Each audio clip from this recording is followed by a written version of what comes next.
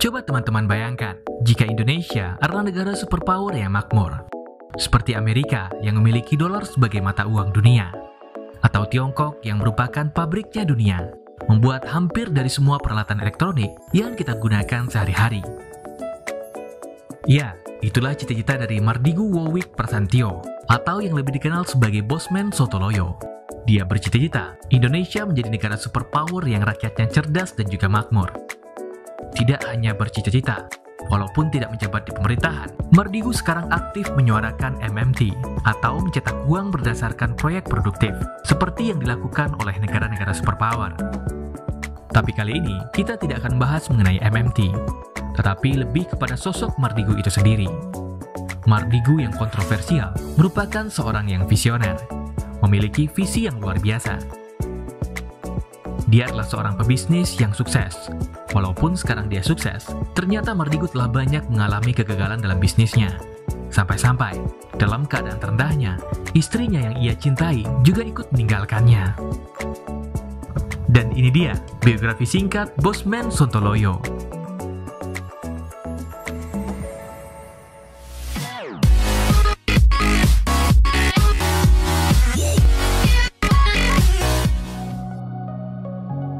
Mardigu Wowick Prasantyo lahir dan dibesarkan di kota Madiun, Jawa Timur sekitar tahun 1960-an.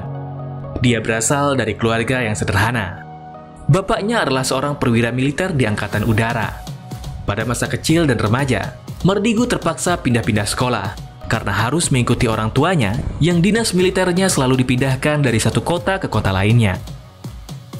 Nama Sontoloyo sendiri berasal dari sebutan kakeknya yang memiliki sebuah pesantren. Dari kecil, Mardigu sudah dikenal sebagai sosok yang kritis, sampai-sampai dia menanyakan hal yang tidak bisa dijawab oleh kakeknya yang memiliki pesantren tersebut. Dan kakeknya itu memberi nama Sontoloyo kepada Mardigu, karena pertanyaannya yang dianggap nyeleneh. Pada saat SD, orang tua Mardigu ditempatkan di Palembang, Sumatera Selatan. Sama seperti anak-anak yang lain pada waktu itu. Masa kecil Mardigu dipenuhi dengan mainan seperti kelereng atau gundu dan yang lainnya. Dan pada saat bermain kelereng bersama teman-teman seusianya, suatu kertas jatuh dari kantong Mardigu dan diambil oleh salah seorang temannya dan bertanya, "Ini apa?" Mardigu kecil yang polos pun menjawab, "Aku ingin sekolah di situ." Kertas itu berisi gambar gedung putih yang berada di Washington DC, Amerika Serikat, yang digunting dari sebuah majalah yang ia lihat. Mendengar perkataan itu, sontak teman-teman Mardigu tertawa terbahak-bahak. "Mana mungkin, kita kan orang desa, mana bisa sekolah di situ?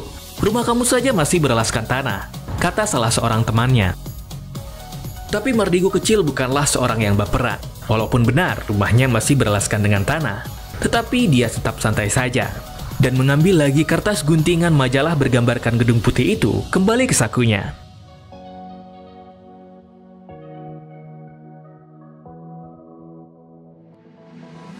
Pada saat kelas 5 SD, orang tua Mardigu kembali dipindah tugaskan, kali ini di Balikpapan, Kalimantan Timur.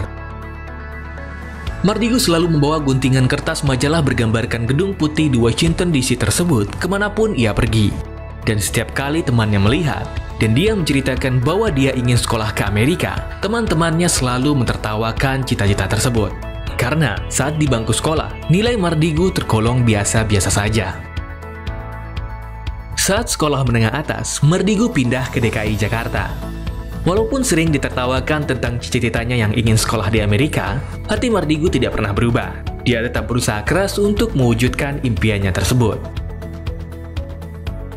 Pada periode tahun 1984 dan tahun 1985, pemerintah Indonesia sedang gencar-gencarnya memberi beasiswa ke luar negeri. Ada banyak jurusan di berbagai universitas ternama dibuka jalur beasiswa oleh pemerintah, seperti ke negara-negara di Eropa dan Amerika.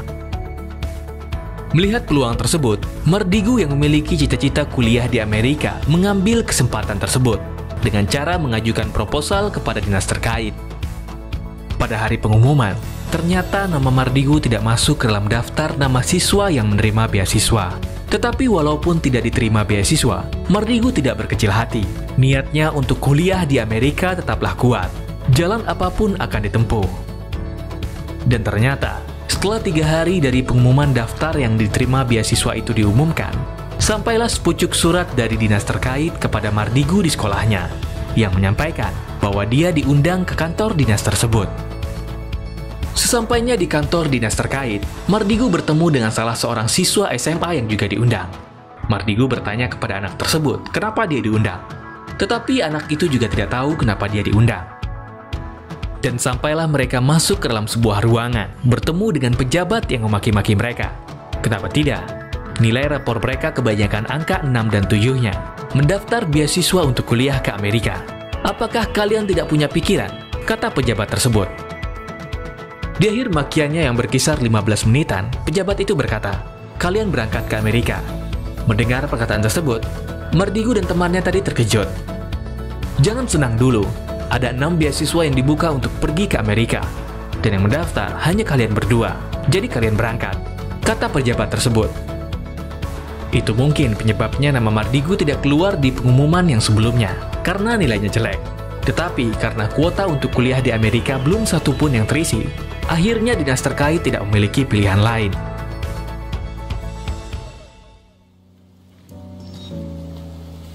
Menjalani kuliah dengan beasiswa tentunya bukanlah hal yang mudah, karena tidak bisa mengambil jurusan yang dikehendaki sendiri.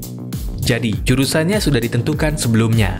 Mardigu terpaksa kuliah dengan mengambil jurusan Apply Bachelor Psikologi Bisnis di San Francisco State University, Amerika Serikat. Setelah menyelesaikan S1-nya selama kurang lebih 4 tahun, Mardigu kembali mengambil kesempatan beasiswa untuk studi lanjutan. Kali ini, Mardigu juga tidak bisa memilih, karena mengambil beasiswa, jurusannya sudah ditentukan oleh pemerintah. Dan akhirnya, untuk studi lanjutan, Mardigu kuliah mengenai Criminal Minds and Forensic Investigation, atau jurusan yang mempelajari pikiran para penjahat dan penyelidikan kasusnya. Setelah menyelesaikan S2-nya, Mardigu kembali mengambil studi lanjutan selama 6 bulan. Kali ini, dia meneliti tentang State Sponsor Terrorism, atau tentang negara yang mensponsori tindakan terorisme untuk kepentingan politik mereka. Pada tahun 1991, Mardigu kembali ke Indonesia dan sempat berdinas di salah satu institusi militer tinggi di Negara Kesatuan Republik Indonesia. Tidak lama berdinas di salah satu dinas militer rahasia Indonesia tersebut, Mardigu terpaksa dicopot dari ikatan dinasnya karena masalah jurusan dan bidang yang ia tekuni, yaitu Criminal Minds and Forensic Investigation, yang lebih condong menyelidiki State Sponsor Terrorism, yaitu menyelidiki tindakan terorisme yang disponsori oleh sebuah negara. Mardigu ternyata bukanlah seorang yang mangut-mangut saja. Waktu dia kembali ke Indonesia, ia memakai ilmunya itu, yang menyelidiki tindakan terorisme yang disponsori oleh sebuah negara pada waktu itu. Dan sampailah penyelidikannya itu pada seorang jenderal tertinggi di Indonesia. Mengetahui hal tersebut, jenderal tertinggi tidak senang. Dan Mardigu terpaksa diberhentikan dari ikatan dinasnya. Karena sekolahnya dibiayai oleh negara, setidaknya 10 tahun masa dinas harus dijalani oleh Mardigu. Tetapi karena jenderal tertinggi tidak senang, akhirnya Mardigu dicopot. Setelah berhenti dari kedinasannya di salah satu dinas militer rahasia yang ada di Indonesia, Mardigu terjun ke dunia bisnis. Pada awal karirnya, dia sempat bekerja sebagai seorang bankir di salah satu bank ternama, yang menjadi fondasinya mengetahui seluk-beluk mengenai bagaimana uang tercipta. Dan pada periode sekitar tahun 1996, Mardigu diketahui telah memiliki beberapa badan usaha. Salah satunya yaitu Money Changer, kapal angkut barang tambang di Kalimantan, pabrik kapur hydrated lime, atau pabrik kapur bahan campuran yang digunakan untuk membuat kertas dan yang lainnya, dan sebuah toko retail yang memiliki beberapa cabang. Pada waktu itu, Mardigu yang sudah menginjak usia di akhir kepala 2 memutuskan untuk menikah dan dikaruniai 2 orang anak laki-laki. Tapi sangat disayangkan, rumah tangga Mardigu harus terganggu saat krisis tahun 1997 dan tahun 1998. Usaha Mardigu yang awalnya cemerlang, sekarang merugi. Bukan hanya diterjang krisis ekonomi, tak tanggung-tanggung, kapal yang mengangkut barang tambang di Kalimantan milik perusahaan Mardigu karam. Asuransi tidak membayarnya. Money Changer-nya kemalingan hingga 2 kali. Pabrik kapur hydrated lime milik Mardigu, tunggu pembakarnya retak karena gempa dan tidak bisa dipakai lagi. Asuransi juga tidak membayarnya. Akibat peristiwa tersebut, Mardigu rugi besar. 3 unit rumah, mobil, sampai perabotan rumahnya pun dijual. Dan yang paling menyedihkan, istrinya yang ia cintai juga ikut pergi meninggalkannya dalam keadaan anak-anaknya yang jatuh sakit. Waktu itu, anak-anaknya baru berusia 2 dan 4 tahun. Setelah rumahnya dijual, Mardigu pindah bersama anak-anaknya ke rumah kontrakan. Mardigu kembali membangun bisnisnya dari nol. Kali ini bukan hanya beban bisnis yang harus ditanggung oleh Mardigu. Dia masih harus menanggung beban hutang miliaran rupiah kepada bank atas bisnisnya yang bangkrut tersebut. Tetapi kali ini Mardigu tidak hanya berbisnis. Karena beban hutang yang banyak dan ketiadaan modal yang cukup, dia terpaksa bekerja pada sahabatnya yang memiliki sebuah perusahaan besar. Gajinya lumayan tinggi, cukup untuk membayar tanggungan-tanggungannya. Dulu, teman Mardigu ini adalah mantan karyawannya, yang sekarang telah memiliki perusahaan sendiri. Hidup Mardigu kembali merangkak naik. Sekitar tahun 2003, ia memulai bisnis properti yang menarget kalangan menengah atas. Rumah tersebut dibanderol dengan harga 1 miliar ke atas. Dan tepat pada tahun 2004, ekonomi Indonesia naik berlipat-lipat. Orang kaya bertambah banyak. Dan yang mereka butuhkan adalah rumah mewah. Oleh karena itu, bisnis properti Mardigu untung besar, karena perumahan yang ia tawarkan laku keras.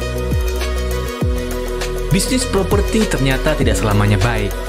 Pada tahun 2008 dan 2009, bisnis properti Mardigu terganggu. Penjualannya menurun karena krisis saat itu. Dan naik lagi pada tahun 2010, berjaya sampai tahun 2014. Dan akhirnya, pada tahun 2016, Mardigu memutuskan untuk keluar dari bisnis properti karena melihat pasar yang tidak memungkinkan lagi, dikarenakan ekonomi masyarakat yang memburuk.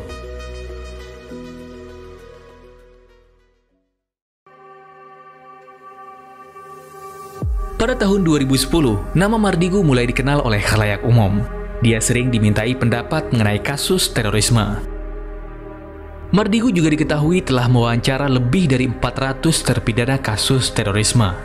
Pengalaman Mardigu berkuliah di luar negeri membuatnya kaya akan ilmu. Sekarang Mardigu diketahui memiliki lebih dari 30 perusahaan. Salah satunya yaitu Santara, sebuah badan usaha yang menyalurkan dana investor kecil kepada pelaku UMKM.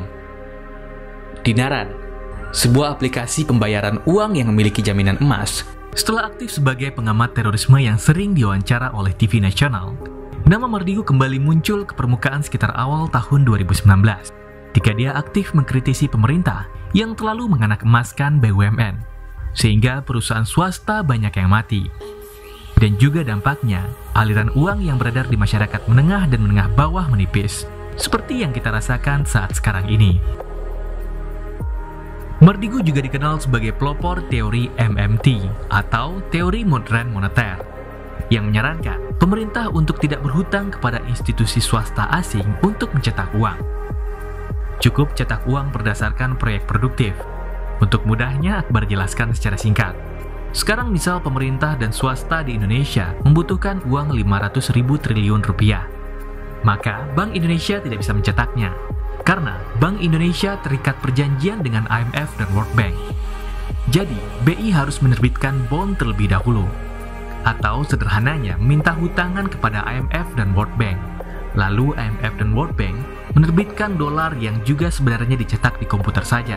Tidak ada fisik, apalagi jaminan emasnya. Lalu berdasarkan bond tersebut, Bank Indonesia mencetak rupiah berdasarkan hutang terhadap dolar. Mardigu tidak sepaham dengan cara tersebut.